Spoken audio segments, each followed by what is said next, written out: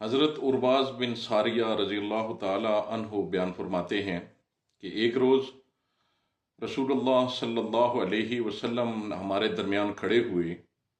آپ نے ہمیں ایک مؤثر نصیحت فرمائی جس سے دل لرز گئے اور آنکھیں ڈبڈبا گئی.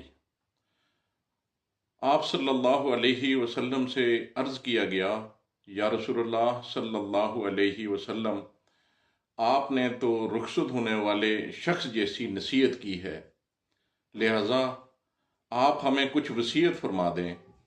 تو آپ صلی اللہ علیہ وسلم نے ارشاد فرمایا کہ تم اللہ سے ڈرو اور اپنے امیر یعنی سربراہ کی بات سنو اور اس کی اطاعت کرو، اگرچہ تمہارا امیر یعنی سربراہ ایک حبشی غلام ہی کیوں نہ ہو. عنقریب تم لوگ میرے بعد سخت اختلاف دیکھو گے تو تم میری اور میرے ہدایت یافتہ خلفائے راشدین کی سنت کو پکڑ لینا، اس کو اپنے دانتوں سے مضبوطی سے تھامے رہنا اور دین میں نئی باتوں یعنی بدعتوں سے اپنے آپ کو بچانا، کیونکہ ہر بدعت باعث سے گمراہی ہے. اللہ تعالی ہم سب کو دین اسلام پر عمل کرنے اور صحیح سمجھنے کی توفیق عطا فرمائے. آمین یا رب العالمین.